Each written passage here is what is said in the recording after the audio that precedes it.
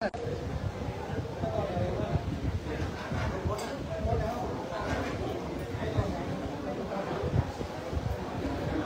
ดีครับ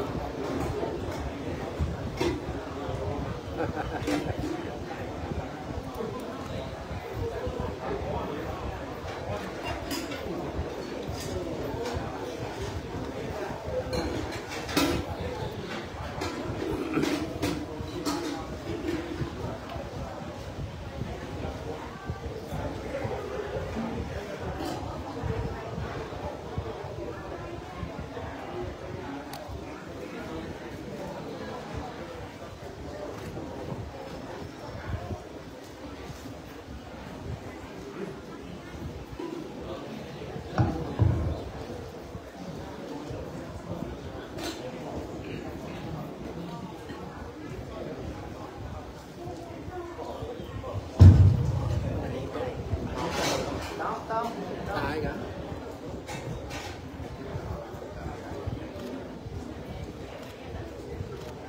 ลูกใหม่รถ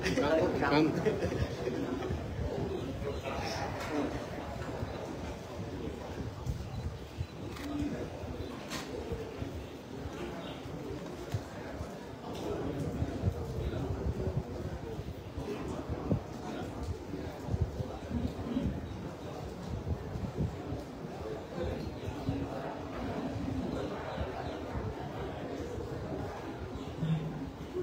กับศรัทธาพ่อแม่พี่น้องมีอยู่ก็ครับหรือว่าพระสงฆ์สามเณรที่กำลังมาถึงก็ดีนะครับขอนิมนต์นะครับได้รดน้ำ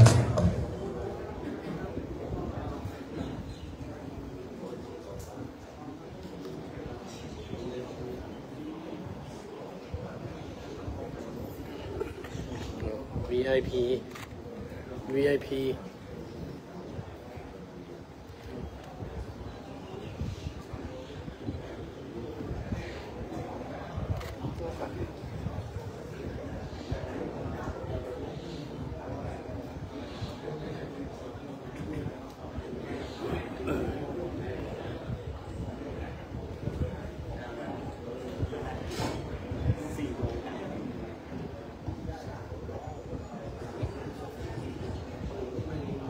กับพิธีรดน้ำศพนะครับอาจารย์ปรวพิตสุพโนก็เรียบร้อย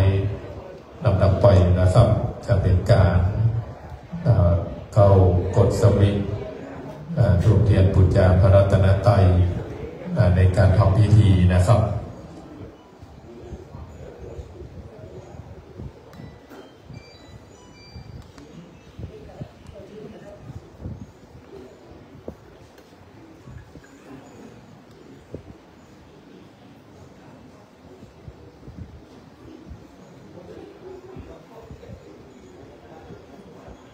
ครับในข่าวรบเบื้องต้นนี้เก่าจะได้ขอนิมนต์นะครับท่านพระครูวิจารณ์พัฒนากิจได้กดสวิตช์ทูปเทียนปุจจาพระรัตนตรัยเข้าขอการนิมนต์นะครับ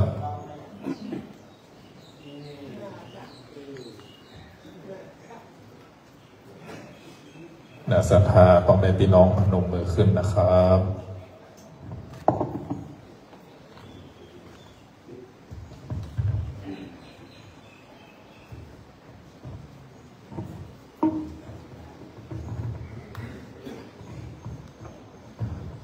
ต่อไป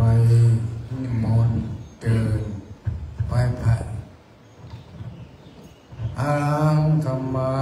สัมพุทโธภะคะวาพุทธังภะคะวันตังอภิวาเทมิสวากขาโตภะคะวะตาธัมโมธัมมังนัมมัสสามิสุปฏิปันโนภะคะวะโตสาวกสังโฆสังฆังนะมามินะโมตัสสะภะคะวะโตอะระหะโต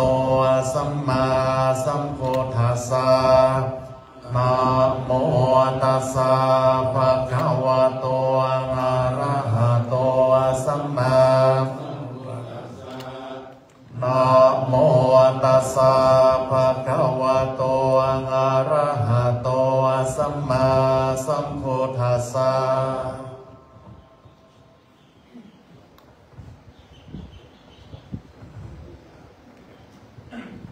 มาด้วยกันเลยนะโมตัสสะภะคะวะโตอะระหะโตสัมมาสัมพุทธัสสะนะโมตัสสะภะคะวะโตอะระหะโตสัมมาสัมพุทธัสสะนะโมตัสสะภะคะวะโตอะระหะโตสัมมาสัมพุทธัสสะกุศลธัมมาปยาคตาธัมมาสุขายาเวทนายาสัมปโยตาธัมมาทุกขายาเวทนายาสัมปโยตาธัมมาทุกขามาสุขายาเวทนายาสัมปโยตาธัมมาวิปัสสนาธัมมาวิปัสสนาธัมมาธัมมาเนวะวิปัสสนาวิปัสสนาธัมมาธัมมาอุปาทิโนปาทานิยาธัมมานุปาทิโนปาทานิยาธัมมานุปาทินานุปาทานิยาธัมมาสังเกเรนะสังเกเรสิกาธัมมาสังเกเรนะสังเกเรสิกาธัมมาสังเกเรนะสังเกเรสิกาธัมมาสังวิตากาสังวิจาราธัมมาวิตากาวิจารามตาธัมมาวิตากาวิจาราธัมมาปิติสมาคาตาธัมมาสุขสมาคาตาธัมมาอุปิตาสมาคาตาธัมมาทัสสะเนนะปะหะตะปะธัมมาภาวนายะปะหะตะปะธัมมาเนวะทัสสะเนนะนะภาวนายะปะหะตะปะธัมมาทัสสะเนนะปะหะตะปะเหตุกะธัมมาภาวนายะปะหะตะปะเหตุกะธัมมาเนวะทัสสะเนนะนะภาวนายะปะหะตะปะเหตุกะธัมมาจายะคามิโนธัมมาปัจจายะคามิโนธัมมาเนวะจายะคามิโนนะปัจจายะคามิโนธัมมาสิกขาธัมมาสิกขาธัมมาเนวะสิกขานะสิกขาธัมมาปาริตาธัมมามาหาคาตาธัมมาปัมมานาธัมมาปาริตาธัมมานาธัมมามาหาคาตาธัมมานาธัมมาปัมมานาธัมมานาธัมมาอินาธัมมามัชฌิมาธัมมาปานิตาธัมมาวิสัตตานิยตาธัมมาสัมมาตานิยตาธัมมาอนิยตาธัมมามัคคารัมมานาธัมมามัคคาเหตุกะธัมมามัคคาติปฏิโนธัมมาอุปันนาธัมมาอนุปันนาธัมมาอุปาทิโนธัมมาอาทิตาธัมมาอนาคตาธัมมาปัจจุบันนาธัมมาอาทิตาธัมมานาธัมมาอนาคตาธัมมานาธัมมาปัจจุบันนาธัมมานาธัมมาอาชาตาธัมมาปะอิตาธัมมาอาชาตาปะอิตาธัมมาอาชาตาธัมมานาธัมมาปะอิตาธัมมานาธัมมาอาชาตาปะอิตาธัมมานาธัมมาสัมมิทัสสะนะสัมปติตาธัมมาอนิทัสสะนะสัมปติตาธัมมาอนิทัสสะนะปฏิฆาธัมมาอรมัณณปัจจโยอธิปัติปัจจโยอนันตระปัจจโยสัพพะนันตระปัจจโยสหัชตปัจจโยอัญญมัญญปัจจโยนิสัยปัจจโยอุปาณิสัยปัจจโยปุเรชตปัจจโยปัจจชตปัจจโยอาเสวนาปัจจโยปา ปัจจโยวิภากปัจจโยอาหารปัจจโยอินทรียปัจจโยฌานปัจจโยมรรคปัจจโยสัมปายุตตาปัจจโยวิปยุตตาปัจจโยอธิปัจจโยอธิปัจจโยวิคาตาปัจจโยอวิคาตาปัจจโย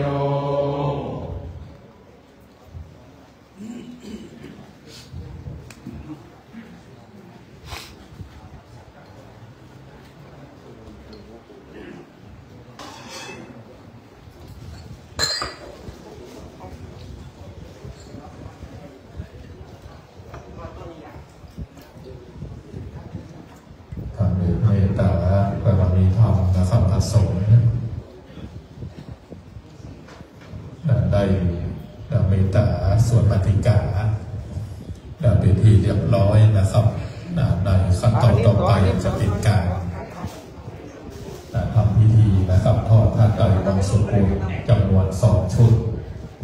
จะได้เรียนเชิญแขกผู้มีเกียรติชุดละ4 ท่าน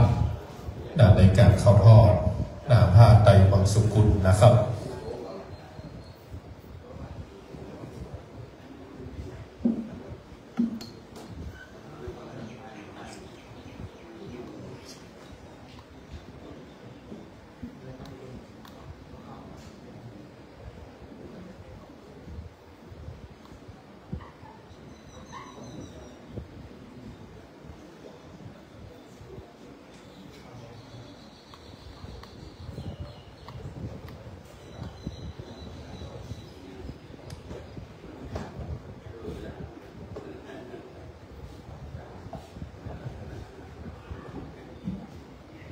ขอบคุณนะครับครูบาอาจารย์ที่ได้ช่วยเตรียมสถานที่นะครับ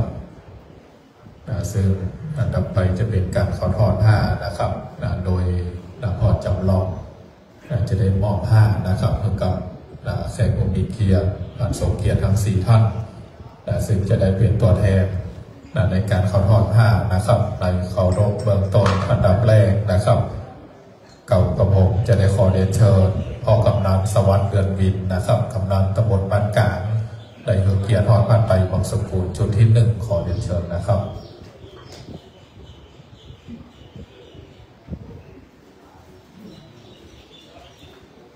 อันดับต่อไปนะครับ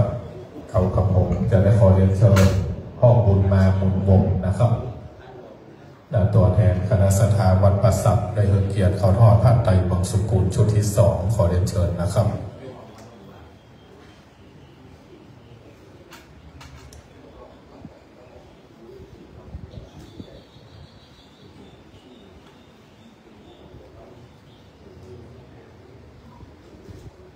กับอันดับต่อไปเก่ากับผมจะได้ขอเรียนเชิญพ่อทองสุขศรีปัญญานะครับ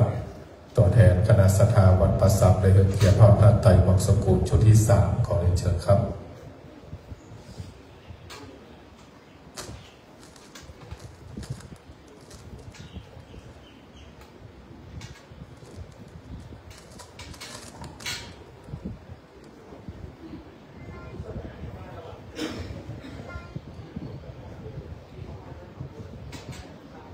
กับลำดับไปนะครับ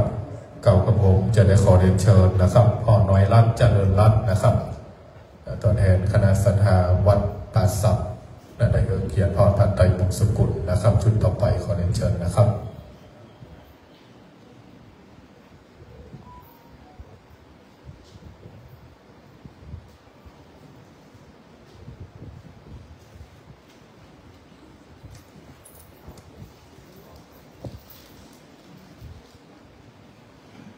กับลำดับไปนะครับเก่ากับผมจะได้ขอเรียนเชิญพ่อสนั่นมณีชัยนะครับตัวแทนคณะศรัทธาวัดประสับได้เกียรติทอดผ้าไตรบางสกุลชุดที่ 4นะครับ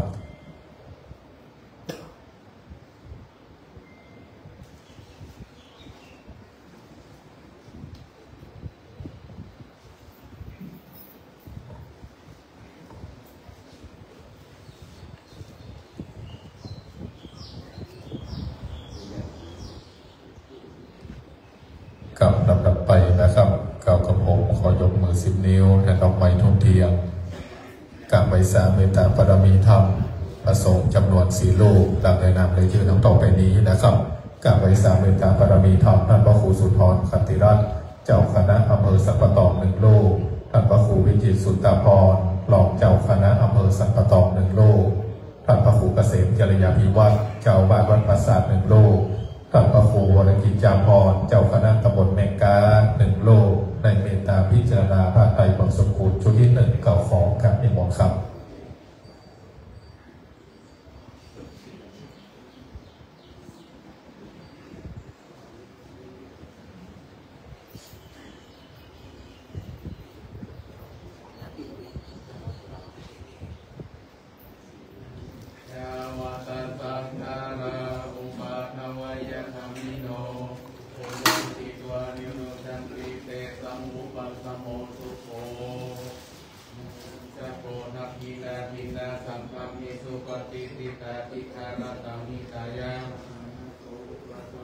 โสยติธรรมโมจายังหิภัสสิโตเปตานาปุจจาจักกตาอุราลาปราจาติคุณามานุปตินัง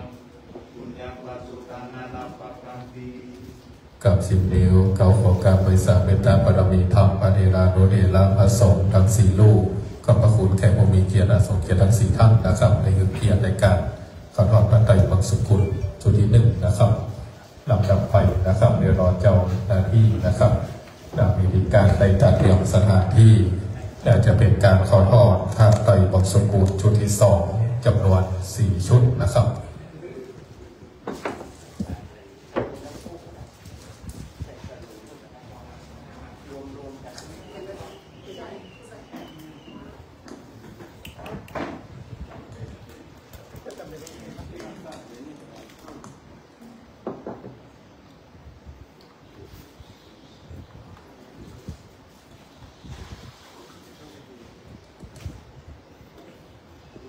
ครับในว่าเจ้าหน้าที่และมีทีการในจัดเตรียมสถานที่เตรียมที่เสร็จสับเรียบร้อยแล้วนะครับเรากระผมจะได้ขอเรียนเชิญนะครับพระหลวงเกษมกันใจนะครับผู้ใหญ่บ้านหมู่ที่9ได้เกียรติขอทอดพระไตรปิฎกสกุลชุดที่1นะครับขอเรียนเชิญนะครับ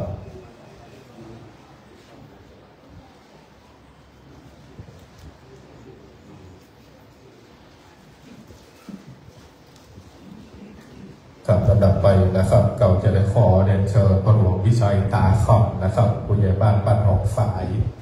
ได้เกียรติทอดพระไตรปิฎกสกุลชุดที่2ขอเรียนเชิญนะครับ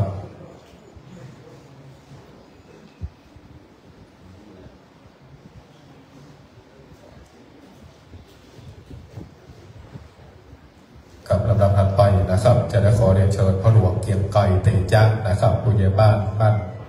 พระเจ้าทองทิพย์นะครับในเกียรติทอดพระไตรปิฎกสกุลชุดที่3ขอเรียนเชิญนะครับ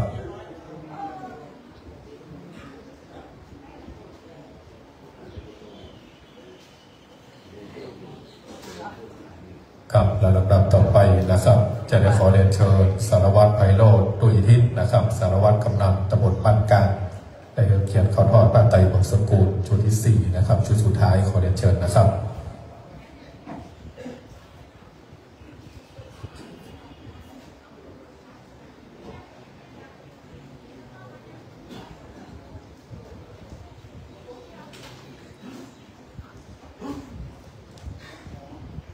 เก่าจะได้ขอ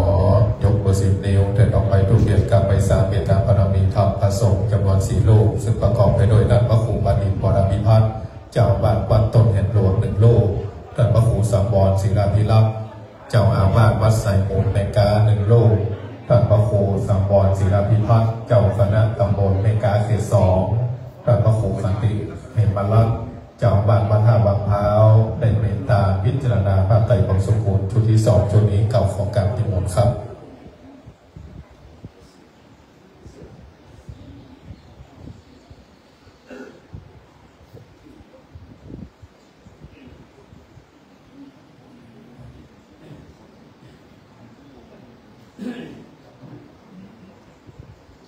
อานิจจัง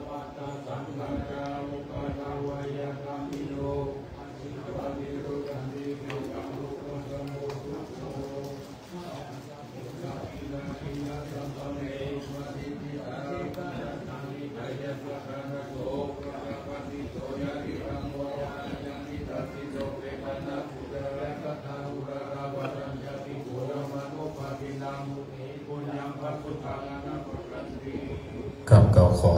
ยกมือสิบนิ้วกับไว้สามเมตตาบารมีธรรมพระคุณเจ้าทั้งสี่ลูกขอบพระคุณแก่ผู้มีเกียรติทรงเกียรติทั้งสี่ท่านนะครับได้เกียรติเข้าทอดผ้าไตรบังสุกุลจุดที่สองในการทำพิธีนะครับรดน้ำศพพระอาจารย์ปานวัตรลำดับไปนะครับจะได้ฟัง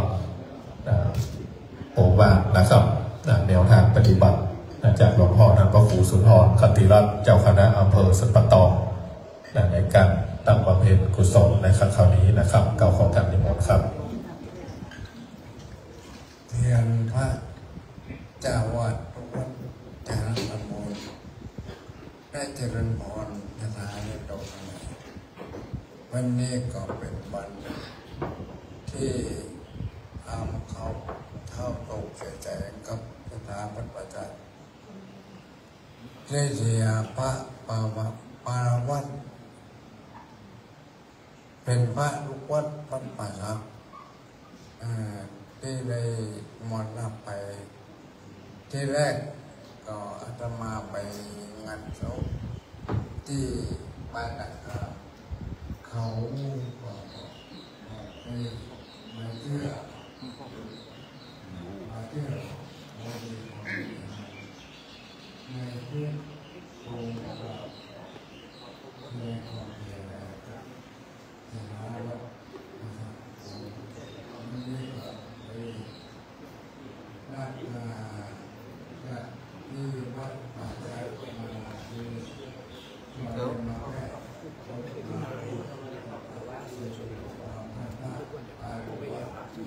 มาเวลา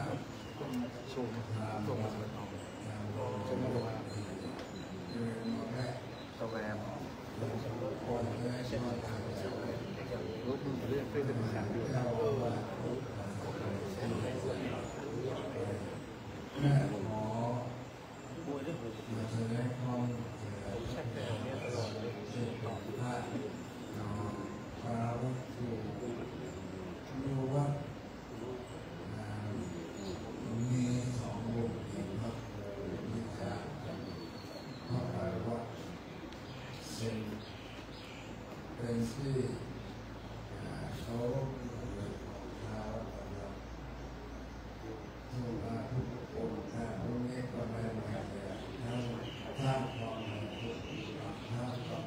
สดใสครับท่าหูแม่เปิดต่อและพวกใครที่รู้จักนะครับก็ไปนี้ก็วัดยะชาวัดเรียนรู้ต่อมาได้อย่างให้มีเพื่อนเราเป็นเด็กเราเสียพระออกมาว่าที่เป็นเด็กขาสร้างสรรค์ใหม่ละนั่นก็เป็นการต่อไปก็จะทำให้ได้ก็วันใหม่มอบมาได้ที่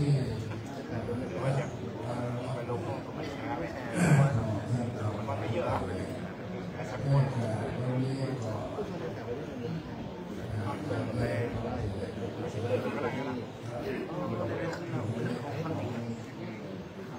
ระครูวิจารณ์ได้จากงานสอนป่วยมาพูดคุยกันมาเพื่อการนัดก่อนมุ่งไปถึงตั้งเวลาเยอะเลยเยอะกันทุกวันแล้วร้อยปีไม่เป็นผู้แม่กันแม่กันได้งานโชคยื่นเงินในส่วนของร้อยและศรัทธาพระอรหันต์เป็นพระอุปถัมภ์แห่งวัดของไม่ใช่ไปในสถานที่ใดๆหาจากผู้สูงพระอุปถัมภ์ในพระพุทธศาสนาวันนี้หลวงพ่อจะเสียงขอแสดงความ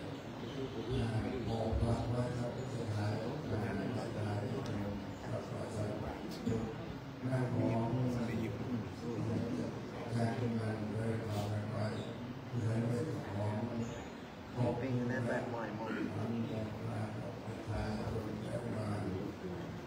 มาชมงานวันนี้มีทั้งพระมีทั้งพระมีทั้งคารวะผู้ลงในเพื่อการลดน้ำในของอำนวยความมีการ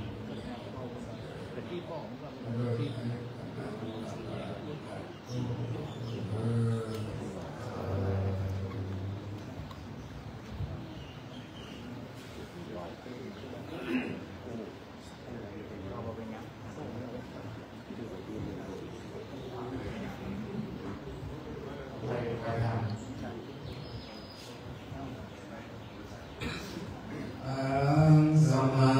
สัมพุทโธภะคะวาพุทธังภะคะวันตังอภิวาเทมิสวากขาโตภะคะวะตาธัมโมธัมมังนัมมัสสามิสุปฏิปันโนภะคะวะโตสาวกสังโฆสังฆังนามามิ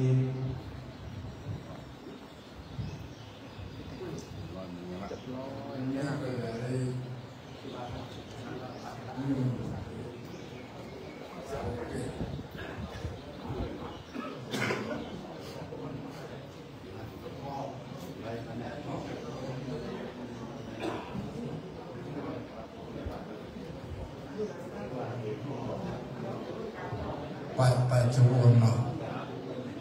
กรรมการกำนัน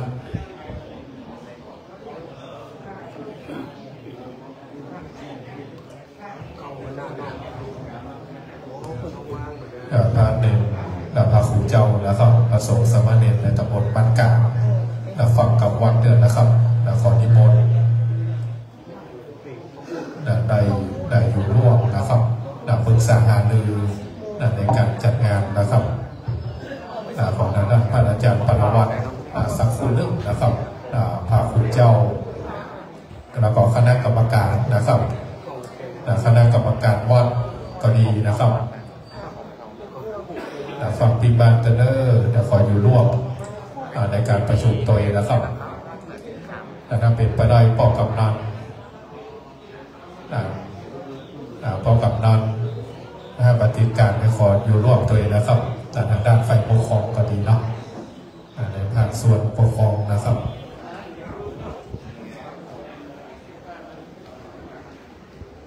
ต่อในนามของด้านพระครูวิจารณ์พัฒนากิจนะครับเจ้าอาวาสวัดป่าซับ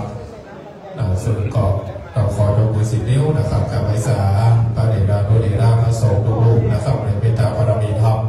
พระพ่อและพระครูสุนทรขัตติรัตน์นะครับเจ้าคณะอำเภอสัมปะตองเจ้าวัดวัดศรีเกิร์ท่านพระครูวิจิตรสุตพรนะครับรองเจ้าคณะอำเภอสัมปะตองเจ้าวัดวัดพระขุนหวานบอกด้วยพระเดชานุเดชาพระสงฆ์ลูกๆนะครับที่ได้เมตตานะครับมารดน้ำศพของท่านพระอาจารย์ปรวัตรทิตาโสภโนพระผู้ช่วยเจ้าว่าวัดประสับนะครับในวันนี้นะครับขอยกมือสินิ้วกับไว้สาธุจากบารมีธรรมประสงค์ลูกๆนะครับเดี๋ยวก็คณะกรรมการคณะกรรมการวัดประสับนะครับเดี๋ยวก็เข้ามาในวิหารน้อยนี่เราจะได้ปรึกษาหารือนะครับในการจัดงานนะครับเพื่อเป็นไปในทิศทางเดียวกันคณะสงฆ์สามเณรนะครับตำบลบ้านกลางขออยู่ร่วมด้วยนะครับ